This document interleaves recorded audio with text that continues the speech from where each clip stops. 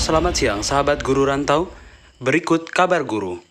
Berikut rangkuman lengkap 8 poin surat edaran Mendikbud nomor 1 tahun 2021 terkait pelaksanaan ujian nasional, ujian kesetaraan, serta ujian sekolah dalam masa darurat COVID-19. 1.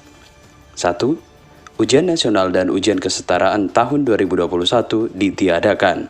2. Dengan ditiadakannya ujian nasional dan ujian kesetaraan pada angka 1, maka ujian nasional dan ujian kesetaraan tidak menjadi syarat kelulusan atau seleksi masuk ke jenjang pendidikan yang lebih tinggi.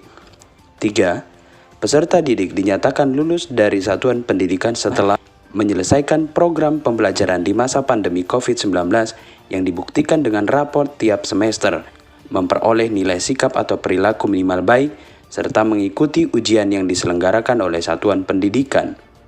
4.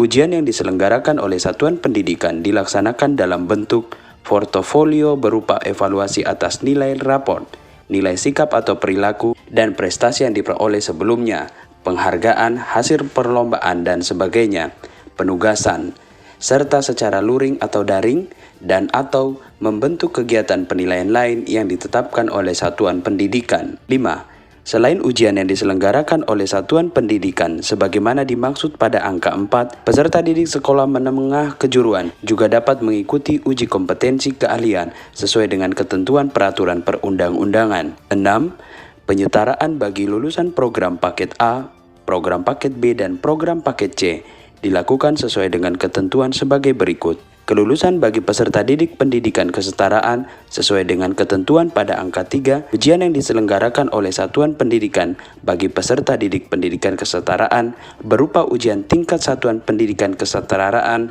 diakui sebagai penyetaraan lulusan. Ujian tingkat satuan pendidikan kesetaraan dilakukan dalam bentuk ujian sebagaimana dimaksud pada angka 4. Peserta ujian tingkat satuan pada pendidikan kesetaraan adalah peserta didik yang terdaftar di daftar nominasi peserta ujian pendidikan kesetaraan pada data pokok pendidikan, pendidikan anak usia dini, pendidikan dasar, dan pendidikan menengah.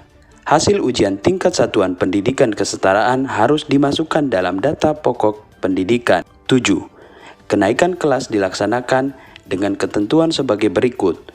Ujian akhir semester atau UAS untuk kenaikan kelas dapat dilakukan dalam bentuk portofolio berupa evaluasi atas nilai raport, nilai sikap atau perilaku, dan prestasi yang diperoleh sebelumnya, penghargaan, hasil perlombaan, dan sebagainya, serta penugasan.